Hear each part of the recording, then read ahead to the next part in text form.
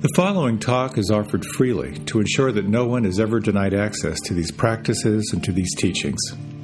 If you feel inspired to make a donation to support this offering, you can go to my website at jonathanfoust.com. While you're there, you can also sign up for a monthly newsletter designed to support you in your practice. Thank you and enjoy.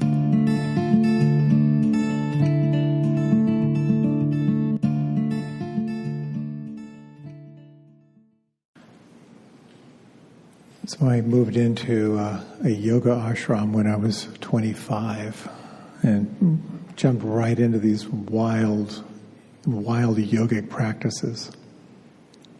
And one of the big realizations was that until age 25, I thought the only reason I had a body was to make my head portable.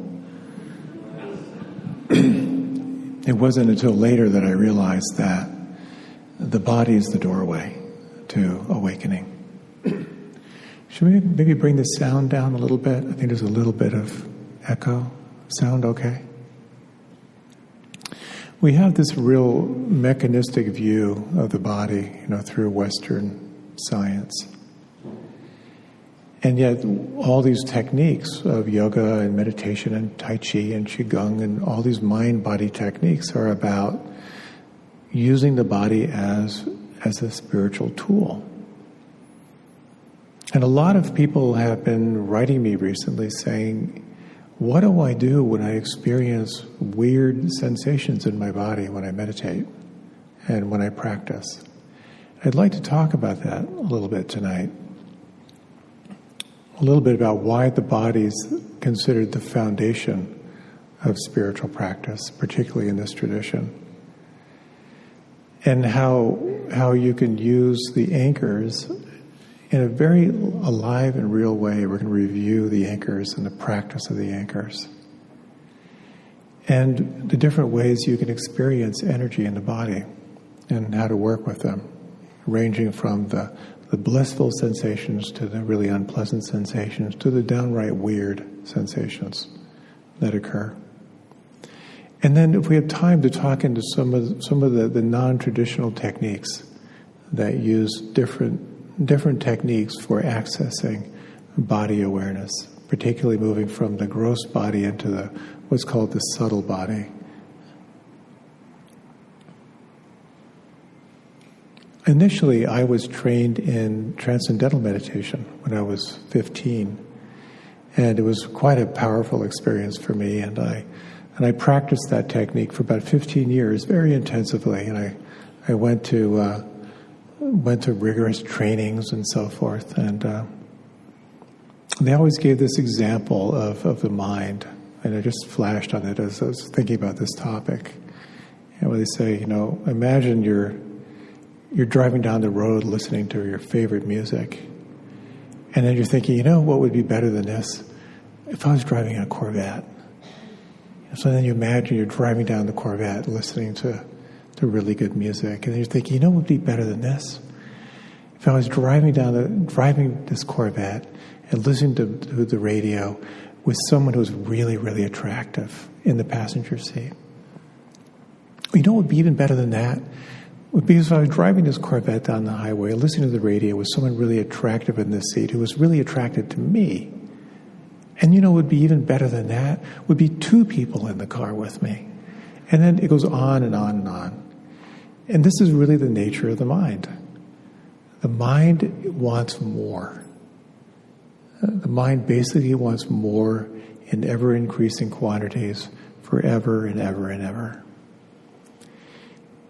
And when we begin to recognize that this is the nature of the mind, it just wants, we get a pretty big insight into the nature of the mind and how we can work with the mind.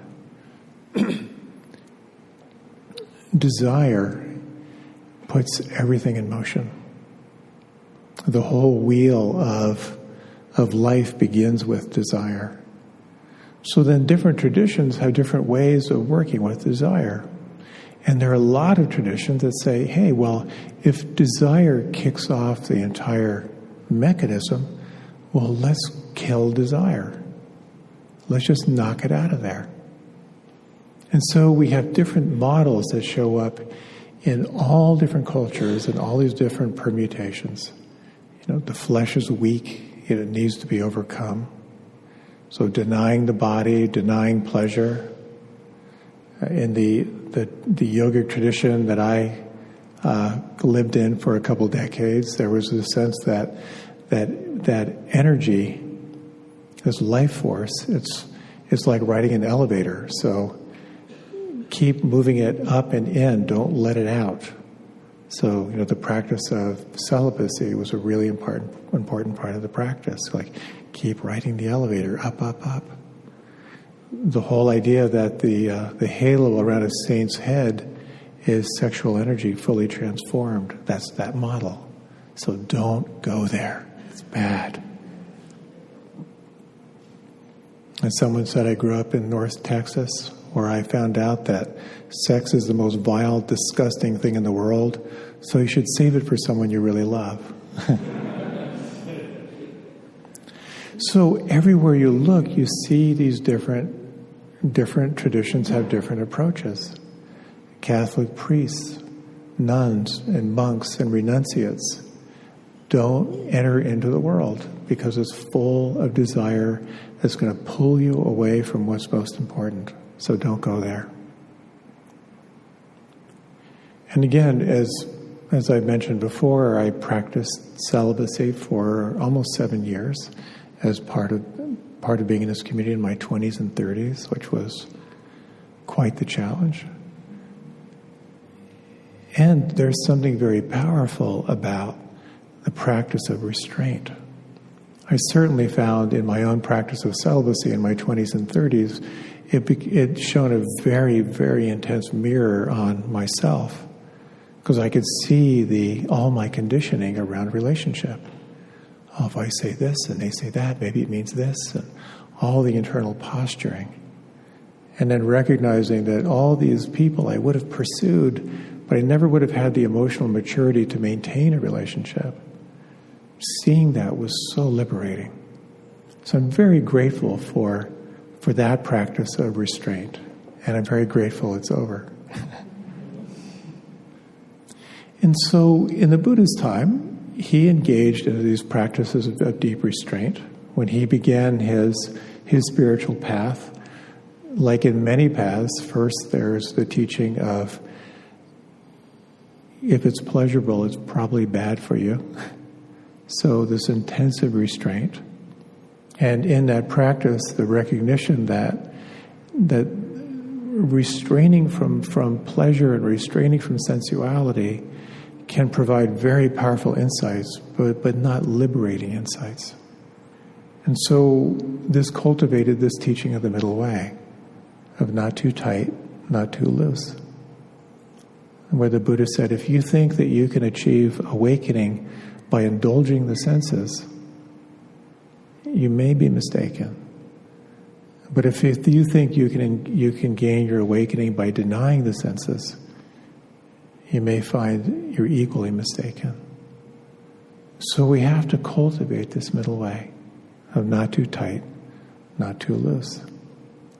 So when you're practicing self-observation without judgment, the primary place where you're paying attention is this energetic field of the body. And you begin to recognize over time that there are different qualities arise from self-observation of the body. The first thing you begin to recognize is that you are truly a being of energy.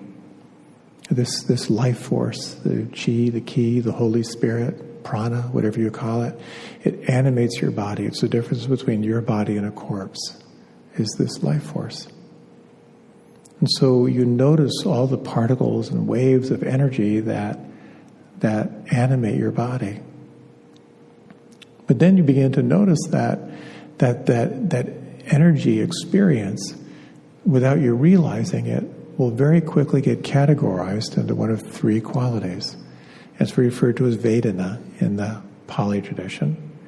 And that is all the sensations that are unpleasant, all the sensations that are pleasant, and all the sensations that are in between, neutral.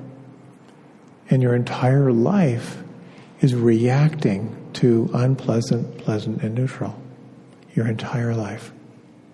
So then this becomes a really powerful part of your practice, is first of all noticing what's happening as it's happening, but noticing, secondly, your relationship to what is happening.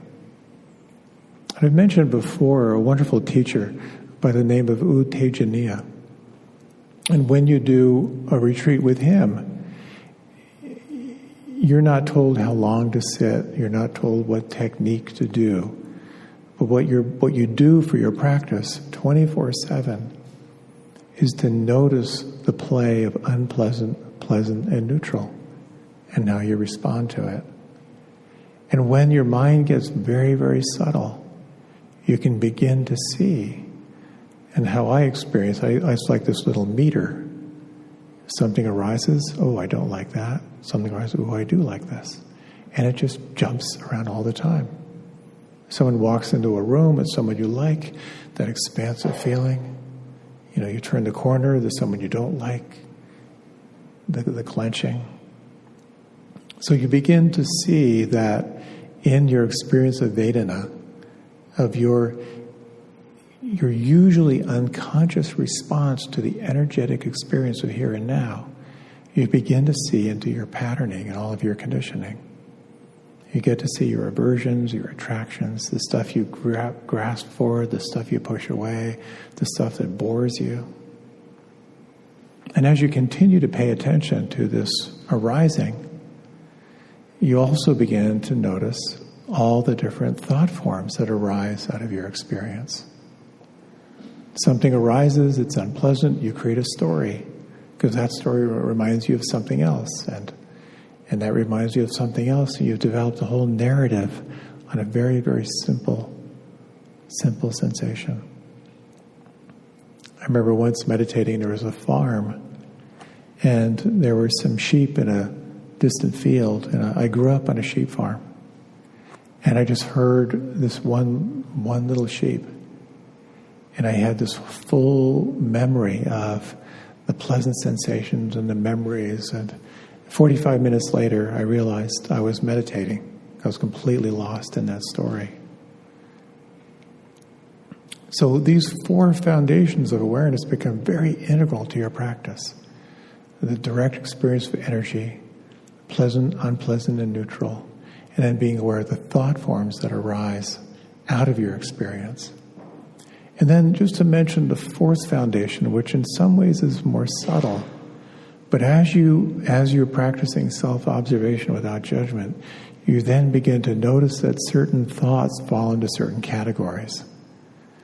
You begin to notice all the thoughts that are tied into aversion, the stuff you don't like. All the thoughts that are tied into and associated to planning and fantasy. All the thoughts that are tied into restlessness and worry and anxiety. All the thoughts that are about doubt and fear. You become more and more aware of the whole world that arises out of the energetic experience of here and now. So this fourth foundation is referred to as the Dhammas. And here we have all the lists, the 5 hindrances, the 4 noble truths, the 3 characteristics of reality. All of this are kind of the liberating factors that come out of the body. So when people say that meditation is about being aware of the breath, that's true. But it's so much more than that. It's about the recognition of who you are and what you build around this very simple experience of being alive right now and right here. Pema Chodron has this great story. And this is a great interview with Pema Chodron from way, way back when. Someone asked, well, what got you started meditating? And she said, oh, that's easy. I hated my husband. We all have something that gets us going. But she told the story of how she was going for instructions, in meditation. And she was told, well, so what you want to do is relax and focus on your breathing. And when your mind wanders, bring it back to your breath. So the first set, the bell rang and she realized, oh, I never once was aware of my breath. And as she went through the day, she was a little bit more aware of her breath and when it went away. So she went back to her teacher. He said, okay, I think I've got that. I'm ready for the next level of instruction. And the teacher smiled and said, okay, so what you want to do is relax and notice your breath. And when your mind wanders, bring it back to the breath. That's the next level. Maybe you've noticed, as I have, that the practice can get very dry. That you sort of have your anchor and you're thinking, oh yes, I need to be aware of my breath, but you're not really experiencing your breath. I don't know if you've ever noticed that. Or you have the anchor of sound, oh yeah, there's a sound. But part of the practice is to really, you're moving from who you are as the thinker, the cognitive, to the actual raw experience of what's here and now. So I'd like to lead a little reflection on just to suggest what it means to really feel these anchors on the inside. So if you like, you can close your eyes.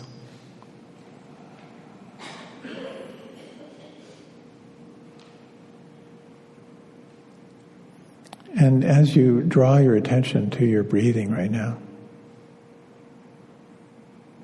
just notice where you feel the breath.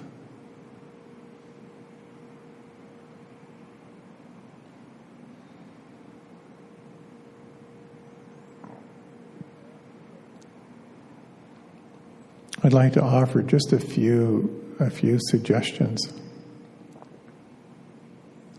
If you notice the breath in the belly, you may notice how there's a natural rising on the in-breath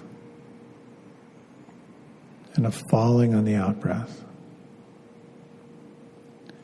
But you may notice as well how the more you can soften your belly, the more intimately you can feel the subtlety of movement here. So for the next few rounds of breath, how much more could you soften and relax into this undefended belly?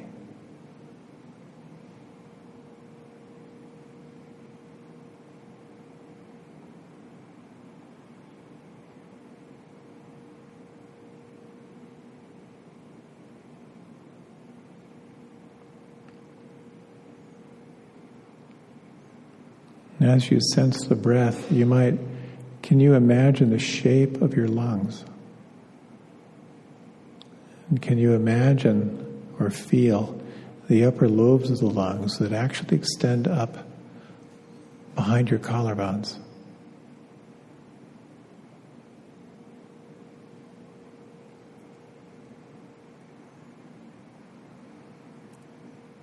And can you feel the movement of your lungs against the back of your rib cage?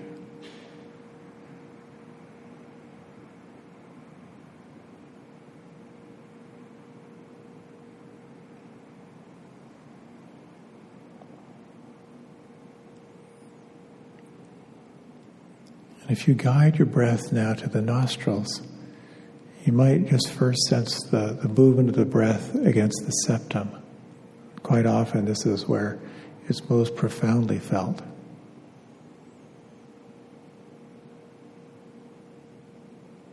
And is it possible, it may not be, is it possible to discern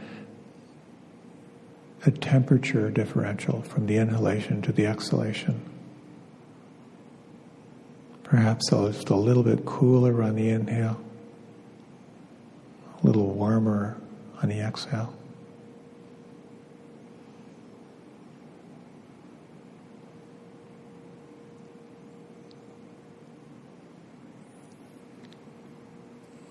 Can you sense the breath at the very rim of the nostril? Can you isolate your attention there just for a few rounds of breath?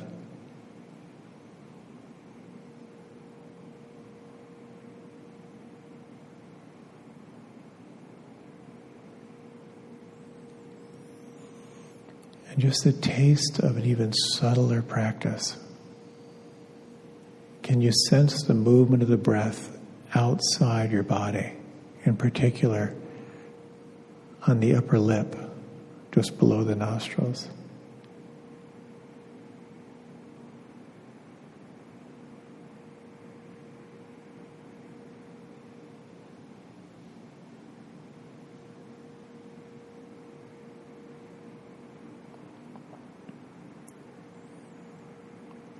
You might now shift your attention to the sounds. Sounds can be a very powerful anchor. And just take a moment to notice the sounds that are the closest in.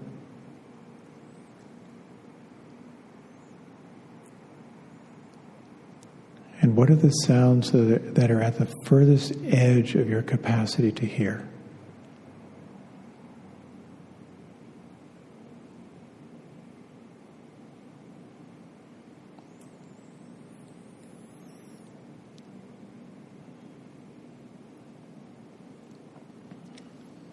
You may notice a distinction now, and that is listening to the mind. That's identifying the source of the sounds and their location. And is it possible now to move to just experience the direct sound vibration without a label?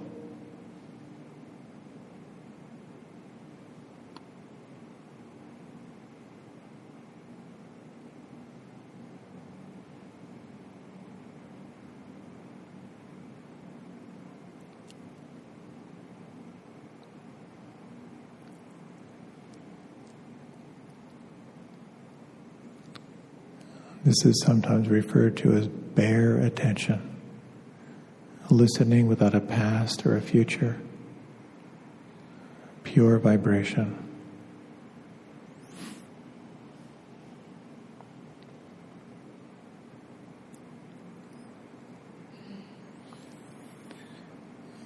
And now to explore a third anchor that can be quite common. And that is to bring your attention now into the palms and fingers and thumbs. And just imagine now you could let your attention just flood into the palms and fingers and thumbs. It can be helpful to soften and relax here. A sense of receiving. And now the inquiry. Is it possible to detect any sense of pulse or tingling or vibration or subtle energy?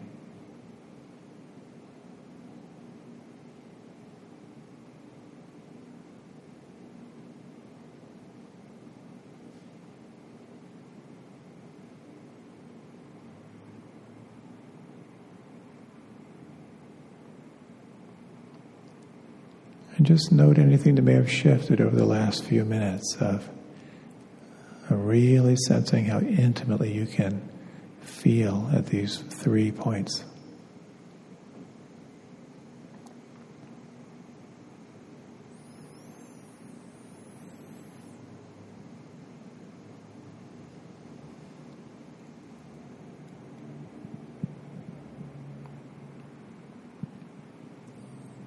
So if you like, you can now deepen your breath.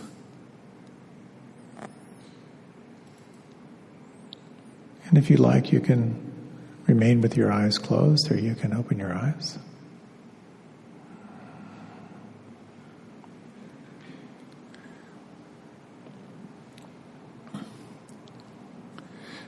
For me, it's so easy to kind of override this fundamental direction of the practice, which is the direct experience of here and now. This distinction between who I am as a cognitive being and who I am as this alive body. And when you move, anytime you move from the cognitive to the direct experience, you are truly re-arriving.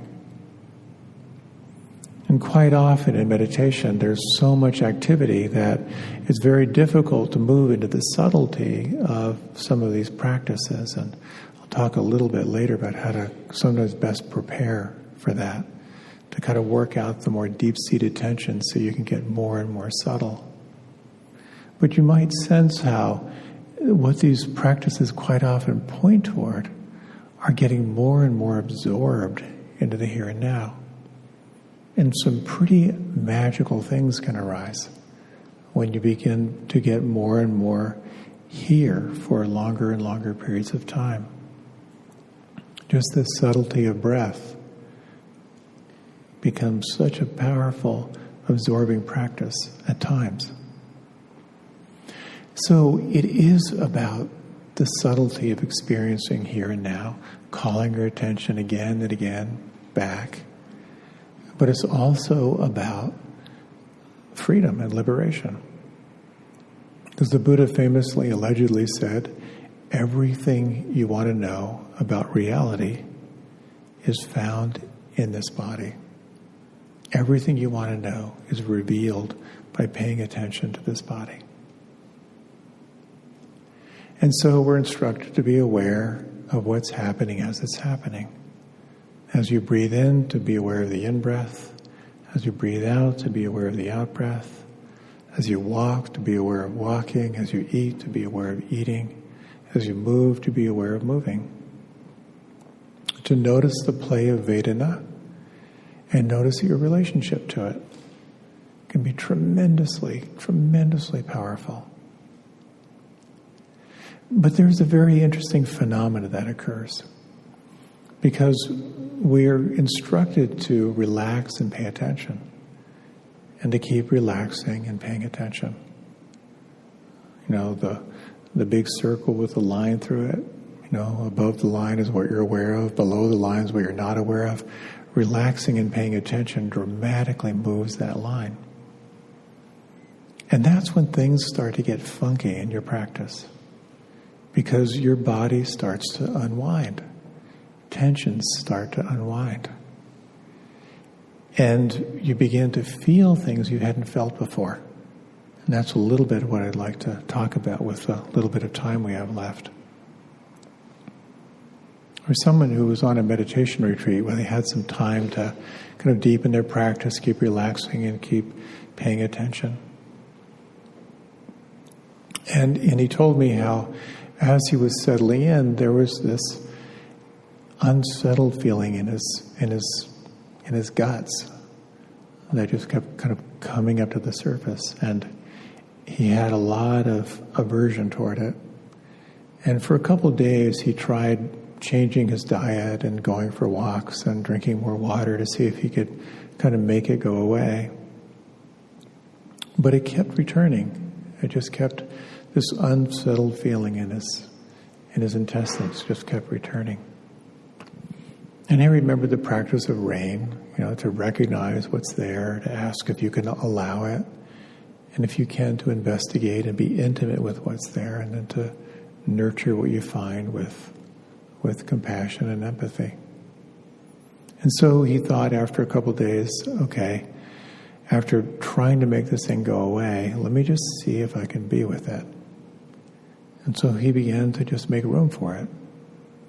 We talk a lot of this analogy of having tea with your demons. And so here was this demon, this energy that was arising. He thought, let me just make room for it. I'm not going to try to figure it out. I'm just going to see if I can be friendly with this. And then after some time of really being in the discomfort, kind of wanting to kind of run away, but staying with it. He had a very strong intention to really get to know this. Suddenly he had a very deep memory. When he was 6 years old, his twin brother was hit by a car and killed. And his family never talked about it. And this tremendous survivor's guilt that he had. And in that realization, he was able to, over time, continue to make room for it. And so many other feelings, of course, were released through that. Ultimately, he was able to get to a place of a very deep sense of tenderness toward himself. So how does that work? How does a memory from 6 years old, a traumatic memory like that, find its way to the surface, to be seen and felt and noticed? It's one of the most fascinating things about this practice. And again, as we say, when you meditate, you feel better. You feel your depression better, your anger better, your sadness better, also your joy and your kindness better. But there's so many experiences people experience in meditation where they're experiencing very strange sensations as they arise. And there are different ways to work with it. But one fundamental thing, this is maybe one of the best little instructions I ever got in my meditation practice. And it's from a teacher named Reggie Ray, who teaches a lot about somatic meditation. And it's the practice of what he calls meditating with the body. There are different ways that you can meditate with your body. You can focus on breath or sound or sensation. You can do the practice of what's called the aditan meditation, where you sit with the determination not to move. But this particular technique is about deeply listening to your body. And when your body wants to move, to make that part of your meditation. So, part of the background to this is when you think about it, you think about 50,000 thoughts a day. Most of them are not unique. They're the ones you had yesterday. But every time you notice a thought and you're aware of their thought and you come back to the here and now, you're letting go of something. You're letting go of that story, just for a moment, sensing who you are without a story. Or you're letting go of some identification and reinforcing who you are as the one who's aware of thinking. Back in my TM days, that was called de-stressing. So whenever you have a thought and you're aware of the thought and you let it go, you just release some stress. And I think that's essentially true. But how could you not let go of stress in the mind without letting go of something in the body? So it makes all the sense in the world that your body, just as your mind is beginning to gather and settle, your body is gathering and settling. So with this particular practice, it's pretty simple. But oftentimes what he recommends, and I'll just kind of guide you through this for a moment, it's just a quick little check-in. He often recommends, if you're sitting in a chair, to kind of bring your back a little bit forward, kind of away from the back of your chair, and your feet flat on the floor. And bring the palms of your hands to the tops of your thighs. And let your eyes close. And listen very, very intimately to the body. Feel how the breath breathes by itself. The sound vibrations are happening all by themselves. And pulse and tingling vibration is all happening by itself. And can you imagine the sense of receiving the moment in the body?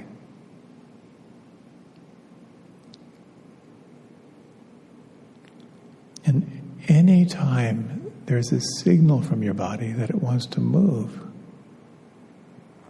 and notice that and include that into your meditation. So there's no fighting or controlling, but a welcoming of sensation and aliveness and movement.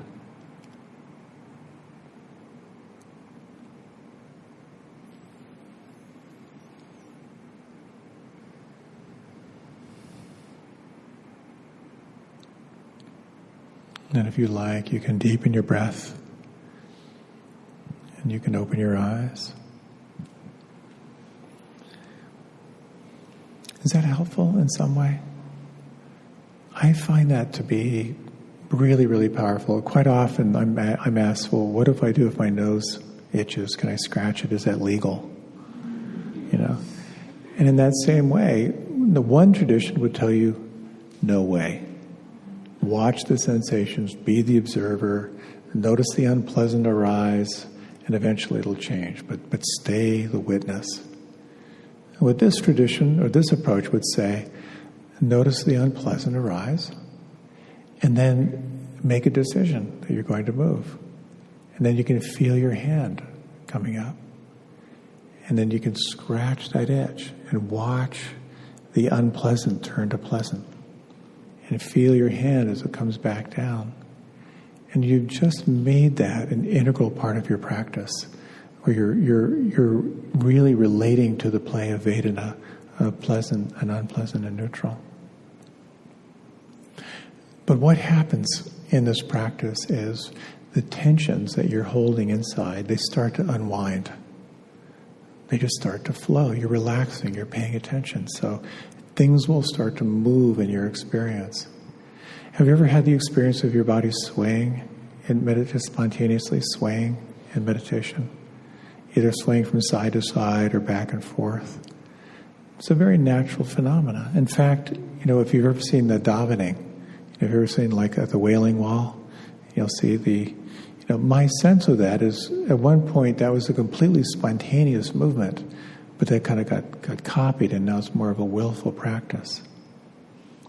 So a lot of interesting sensations can arise, and just to kind of name some of them.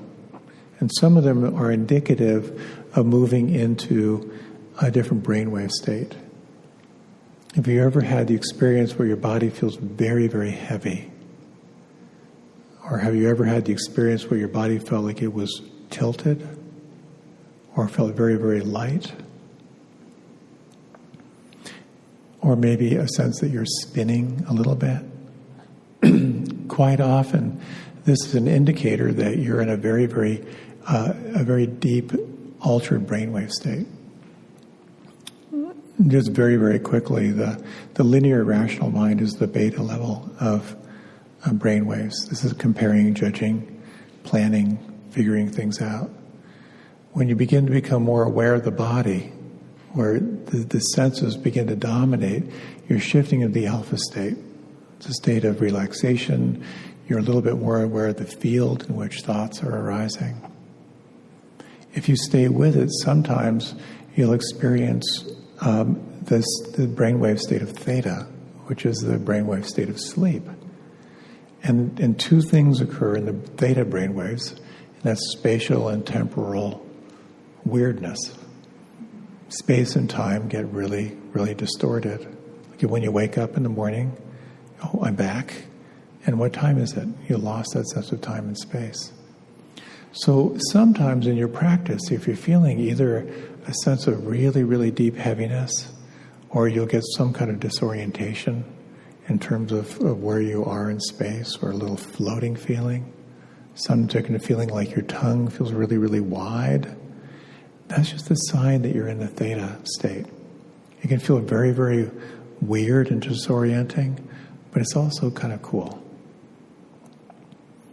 Sometimes a thick tongue can be a sign of being in the theta state.